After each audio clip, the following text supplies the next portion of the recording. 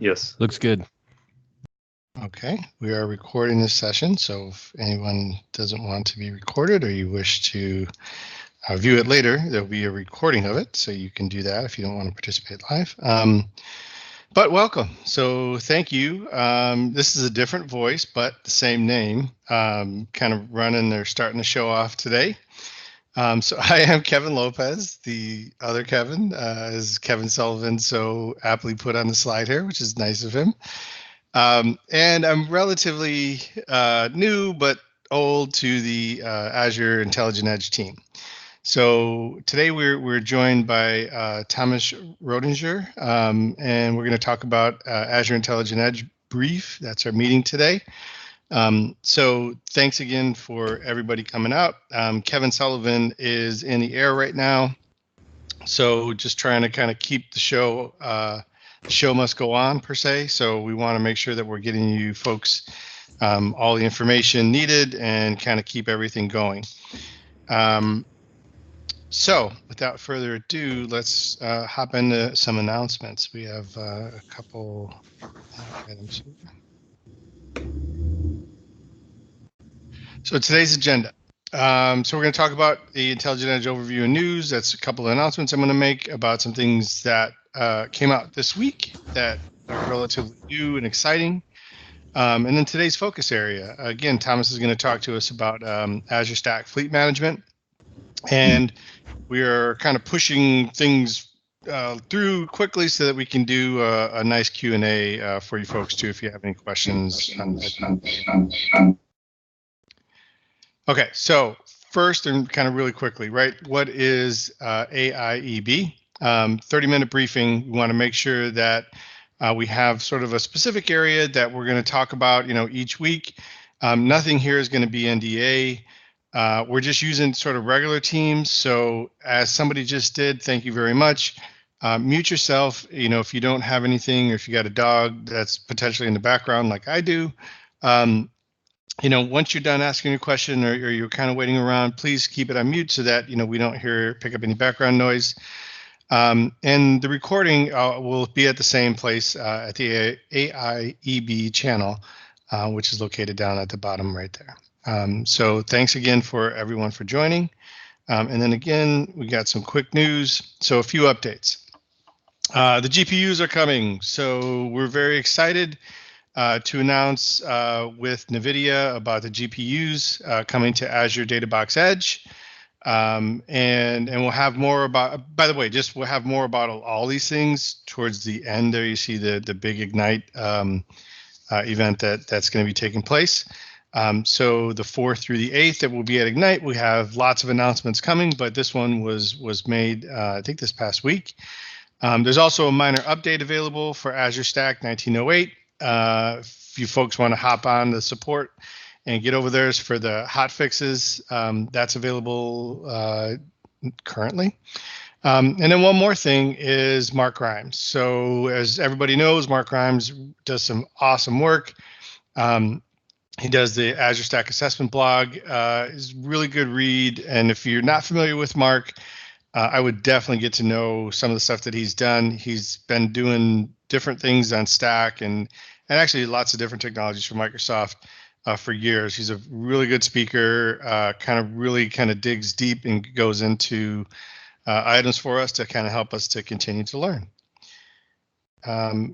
And really quickly, as we kind of go through a lot of these things, that we want to make sure that folks are just understanding sort of, what is Microsoft's approach and how we hop into these items.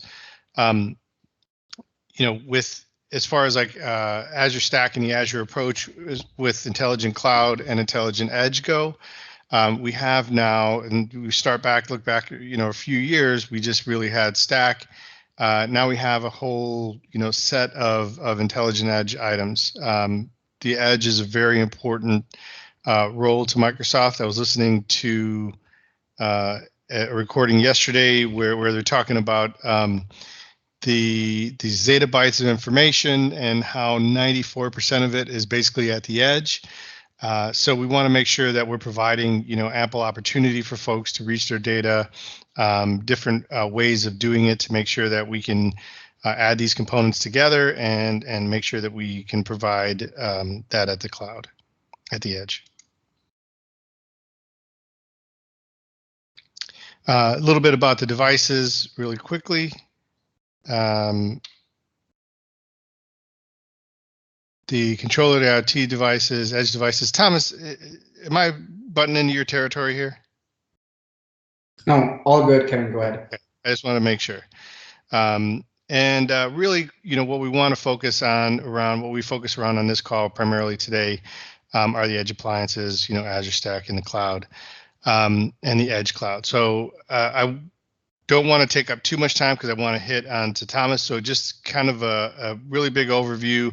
One of the things that is near and dear to my heart is at the right side there, with all the locations that Microsoft has, all of the networking and the components that Microsoft has globally, and making sure that we are continuing to reach out to the edge and continuing to drive components and areas of focus for our customers. So without further ado, I'm going to turn it over. I'm going to stop talking and turn it over to Thomas. And thank you for your time. And again, the call is recorded. So, if you miss some stuff or you got to go, we'll head it over there. Thomas, it's all yours. Thank you, Kevin. All right, good morning, good afternoon, good evening, wherever you reside. My name is Thomas Rodenschur. I'm a program manager in the Azure Stack team. And as one of my focus areas on data center integration, I'm also working on monitoring Azure Stack, and this also fits into doing fleet management. So the topic of the day is really focusing on fleet management. What is fleet management? What are the solutions that we have available today? And in particularly, I'm talking about our current solution market, which is based on System Center Operations Manager and the Management Pack for Azure Stack. And we drill down into the capabilities. I gave a quick demo, and then we open it up for Q&A. So without further ado, let me just take over the screen sharing.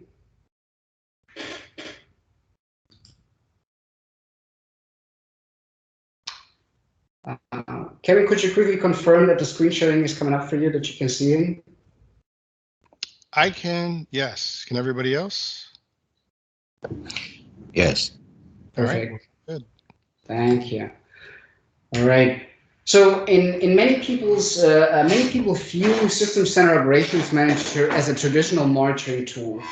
And while a System Center Operations Manager is a great tool for monitoring systems, specifically if you're just running a single system, it fulfills the requirement in that area.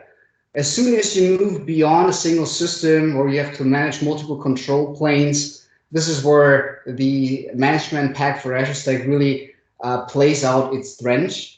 It was really built up from the ground to manage and operate multiple systems. So along this talk track, I'll talk you through the core principles when we started building that Management Pack, and we're talking through capabilities. So as many of you know, Azure Stack is a sealed system, which means you're not having access to the underlying infrastructure services. So there's no way of placing any monitoring agents. And that same principle is also true even for ourselves. So monitoring Azure Stack with System Center Operations Manager works complete agentless. So we're leveraging existing APIs of Azure Stack to retrieve information, but also interacting with the system. We do support connected and disconnected deployments of Azure Stack. So for the Management Pack, it really does not make any difference. Now, the key, as I said earlier, it does support managing multiple Azure Stack systems. And the real benefit here comes into the play, as you can imagine, and we're going to dig in deeper on this, is like each Azure Stack system comes with a control plane. It comes with a portal to manage it. And as soon as you go beyond a single system, it really becomes complex, because you would need to jump through multiple portals. And the benefit here of using Operations Manager is you manage and operate those systems through a single console. In terms of functionality, the goal here is to provide feature parity with the experience that you get through the admin portal and even a little bit beyond that. Now, System Center Operations Manager is a software that is on the market for many, many years. And as such, we take advantage of some of the native capabilities. One of them, which is really a traditional monitoring capabilities, is as soon as an alert is raised by the system, we leverage the built-in notification functionality, which might be through email, pager, so all the capabilities that are native in the product here. In addition, Operations Manager has a native functionality which is called maintenance mode. What it really does is like when you're having a planned maintenance, it does suppress alerts for a system. And we're making use of that functionality when you're updating an Azure Stack system. So once you start an update of an Azure Stack system, it is expected that alerts do appear during that period. The update itself would close those alerts afterwards, but with the ability of Operations Manager, you would not even see those alerts. So why is this important? As soon as you also leverage integration between Operations Manager and, for example, your ticketing system to automatically generate service requests, you would get a lot of unnecessary service tickets. Now, in order to avoid that, we're leveraging this built-in maintenance functionality of SCOM. So as I said, SCOM also provides that native integration with System Center Service Manager, BMC Remedy, ServiceNow, and there's a lot of more that it does integrate to. Now, looking at the management capabilities, this is really just a high-level view. I mean, as we all expected, we will see the health of the system, but we'll also be able to do and manage the entire patch and update lifecycle of an Azure Stack system. You're able to manage backup, the infrastructure backup, the general fleet management capability. Of course, we're able to manage the scale units, drilling down into individual scale unit nodes. Assuming you do have a plate hardware replacement, you can put individual scale unit nodes into maintenance mode, do your hardware replacement, resume nodes. Then we have a concept which is called infrastructure roles and role instances. So they provide various operations that you can do either like similar as in the admin portal, you can do the same capabilities through the Operations Manager. Azure Stack itself comes with a marketplace. This is really a capability that allows you to syndicate marketplace or partner software or even native Microsoft software from the Azure marketplace down into an Azure Stack system. And we also provide the capability to manage that marketplace. Then there is a built-in capacity management.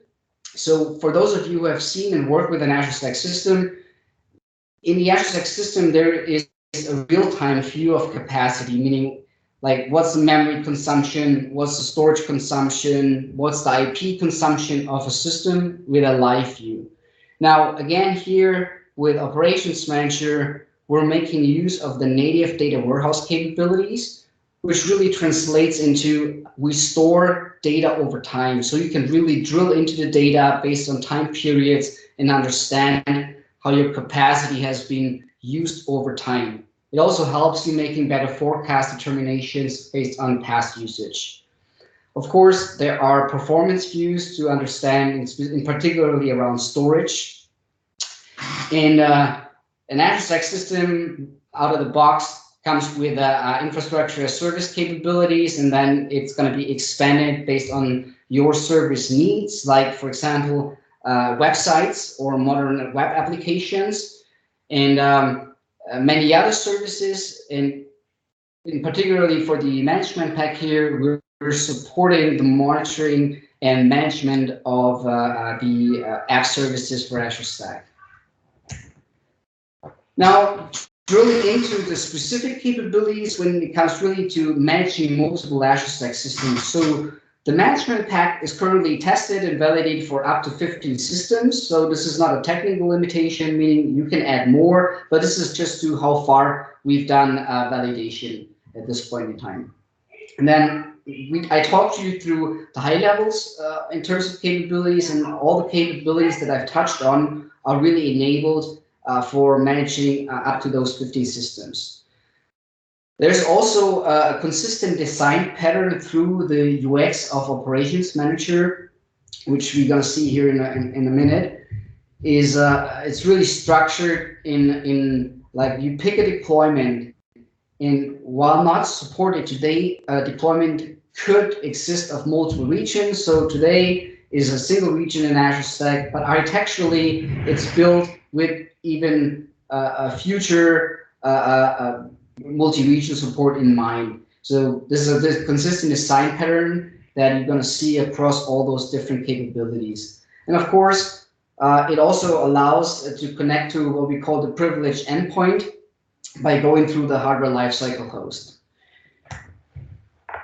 Before I really want to show you the concept and how this looks in reality, is I want to just quickly touch on typical operator tasks and how they are defined and how they are from a lifecycle process. Because there's certain tasks as an Azure Stack operator that you do on a daily basis. There are other tasks that you might do on a weekly basis, on a monthly basis, and there are other tasks that you really do on demand. And I'm just going to pick on a couple of them. The typical task that you do on a daily basis, you check and go, what is the health of the system? So you look for the alerts, and you would use those native built-in notifications of Operations Manager, get them via your email. So you follow up and look on the alerts, take remediation steps, understand the backup state of the system. Another example I want to pick on is on a monthly base, you patch the system on a monthly base. This can either be an express update or a full update. But other systems that I pick, or other tasks that I've called here on demand is as an example, secret rotation. And secret rotation for us really means Azure Stack requires certain SSL certificates, and defined by your company policy, we have customers that swap certificates every 3 months. There are other customers that swap them every 6 months, but I think the standard is like every year, right? And that's why I marked such a task as a star, because it really can depend on the company's policy. So those have just been a couple of examples that you get a feel for what are those typical operator tasks, and all the tasks that you see here are able to trigger through the Operations Manager. Also, just quickly make sure you understand all the interfaces that you can interact with Azure Stack. There is a user interface which is consistent with Azure, so you're acting through it with PowerShell, Portal, or CLI, which talks in the backend to an Azure Resource Manager endpoint. And then we have the admin portal, which is really used to operate the system. There are admin PowerShell modules, and they also talk back to an Azure Resource Manager endpoint.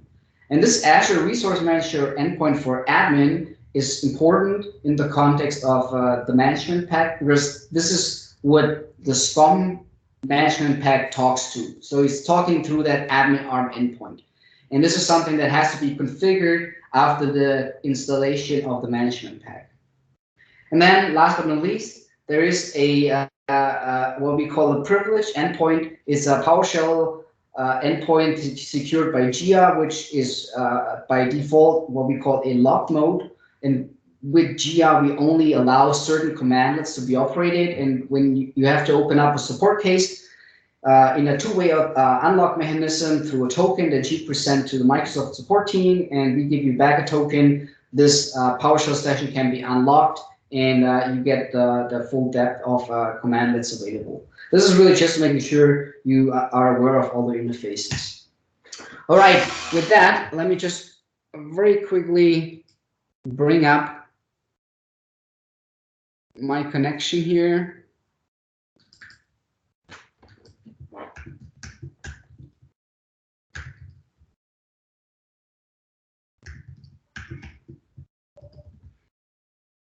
Up front, I have to say, every time I'm opening up this Operations Manager, it's going to be a surprise, because this particular instance of our Operations Manager is connected to our internal self-host systems. So it's not just my personal system, so it's a system that is widely used by my team members. So every day is a surprise when I'm looking at the console.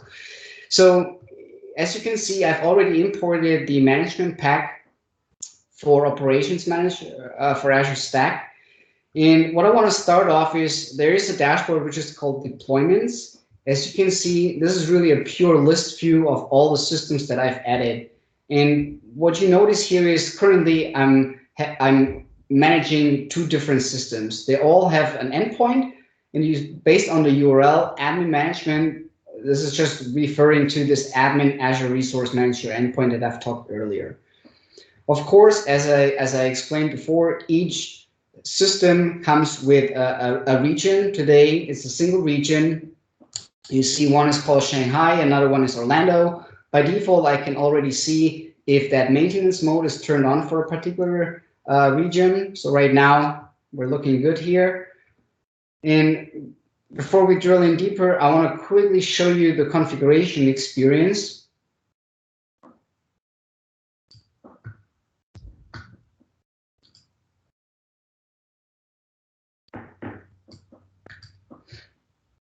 So as you can see, those are the 2 systems that we're currently monitoring. At any point in time, you can go back and edit those deployments. One example could be you changed the credential object that you use for interacting to authenticate to the endpoint. Ideally, you're not using a user, so it's always better to use a user principal instead of an individual user. So you can go and update the account settings at any given point in time. For those that might have used the management pack before,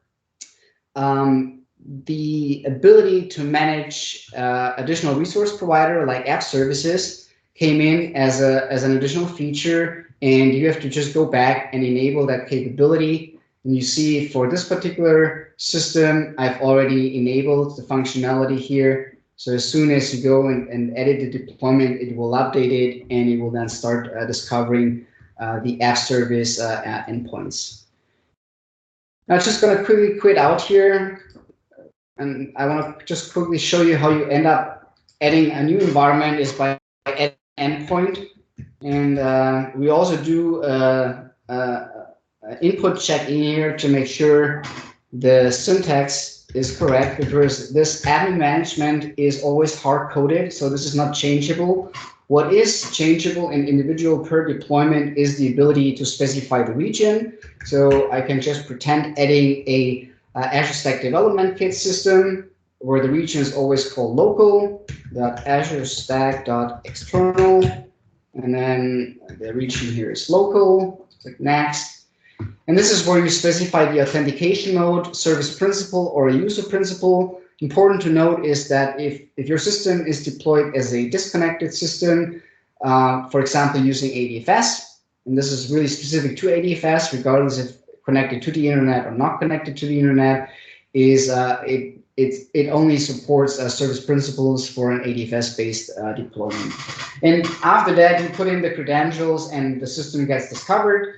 Once it's discovered, the system shows up, and you're going to see it in the deployments. The regions get discovered, and there are a couple of dashboards where I want to draw your attention to, specifically in the context of the typical operator tasks. So I said one of the daily tasks is looking at the health of the systems. So this is this consistent design pattern that we're using. You're always going to see the deployments on the top, you see the regions, and then you see the active alerts in this particular scenario.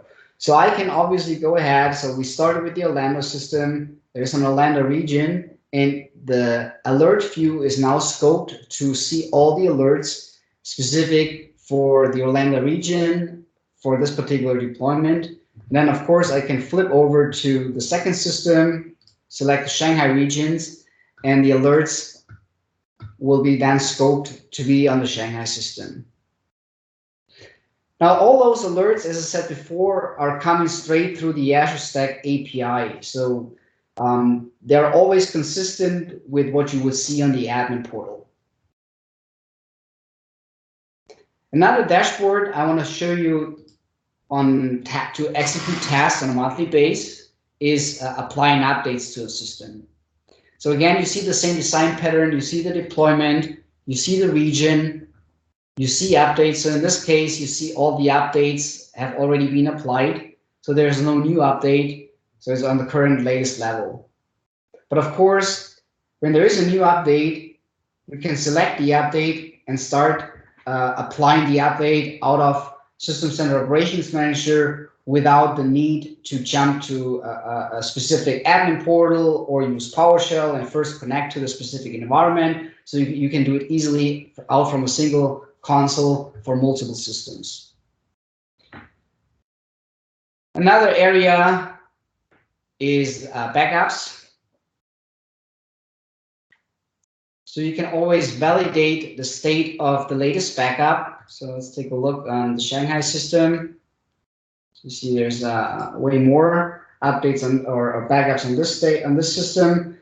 If for some reason, as an example, your SMB share that is used for doing the backup is running full and you need to pause the backup, you can always, on the region, on the actions type, you can always disable the automatic backup functionality. So what this does is really pausing the scheduler, allows you to free up space and then enable the scheduler again. Again, it's a task that you can do also through the Azure Stack admin portal. So we're on parity here as well. Another area that I touched on in the overview was the ability to manage scale units. Again, you see today Azure Stack does support a single scale unit. The scale unit can range from 4 nodes up to 16 nodes. So here in this case, you see this is an 8-node system. In fact, one system, you see one node is already put here in maintenance mode. Right now I need to guess, which means we're doing a hardware maintenance here. Of course, I could go ahead. You see again, once I select the node, actions come up on the right-hand side, and I can obviously resume this node. I can power it off, I can power it on, I can do a clean shutdown. So there's same actions that you would do on the admin portal you can do through Operations Manager that are required to achieve your task. Now, last few I want to quickly show you was on the app service dashboard. So if you're running websites or modern web applications, we're also exposing the individual app service roles. So the controllers, the front end, the management servers. So you see all the different roles. You see the instances. And once we click through, let's take one of the worker tiers. In this case, it's a shared worker tier. You see all the individual workers. If one of the workers does require an action, like a repair, starting, stopping, if you want to do any maintenance mode, this is the same. I mean, this is the same functionality that you can do also through the particular app service management dashboard. But again, this is doing it across multiple deployments. All right, with that, let me just flip back to my PowerPoint deck.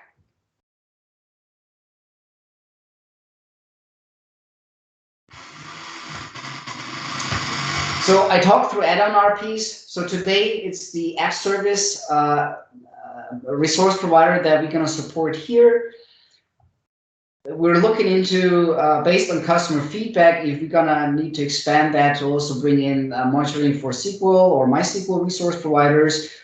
Future RPs will have an interconnect through the built-in monitoring system of Azure Stack, so they may not be required to ever onboard here because the flow will directly through the existing health and monitoring API.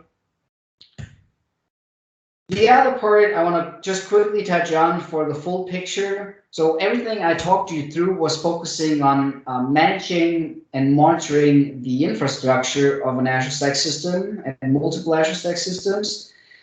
It's also a fair question on the user resource monitoring.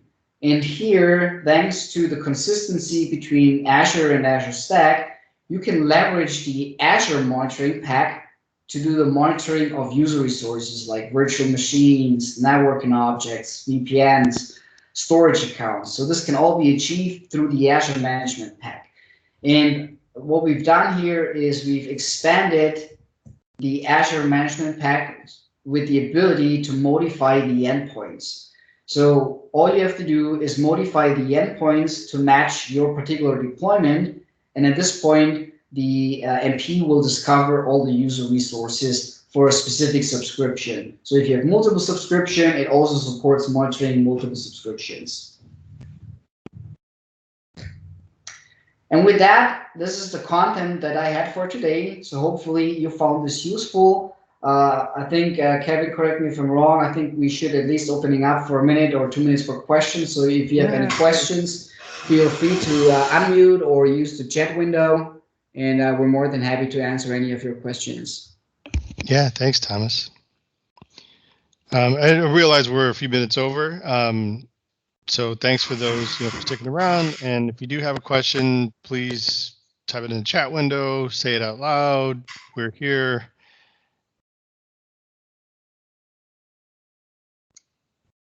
All right. Going once. Okay. I'm sorry, I was trying. Yeah, I'm sorry, I was trying to find the mute button. I apologize. I just got one quick question on. I was unable to see the thing, so you may have shown some links there. I'm on the road. So do we have this publicly documented anywhere of how to step through and monitor this several stacks from a SCOM perspective? Yes. So the question is if this is documented. So the answer is yes. There are blog posts out. It's in our documentation for external monitoring of Azure Stack systems. And the best resource is bundled into the management pack download. There's a very rich and very detailed Word document with all the details with the capabilities. Okay, great. Thank you. You're welcome. All right. Any other questions? All right. So just a quick announcement. The next AIEB call will be on the 22nd of November. So 2 weeks from now, we'll be at Ignite, and all of our team will be there along with many of our PG folks. So we just want to make sure that everybody's aware that we will be skipping the 8th. I'll be back in full force on the 22nd. And again, you could find the recording and all previous recordings as well at the site listed there at the bottom, https://aka.ms AIEB-topics. So thank you very much. Thank you, Thomas, for your time, and thanks for those staying on with us. Just to make sure, any additional questions? No? Okay, all good. Thanks, everyone. Appreciate it. Have a great weekend. Be safe, and see you soon. Thanks. Have a good weekend. Thanks, everyone.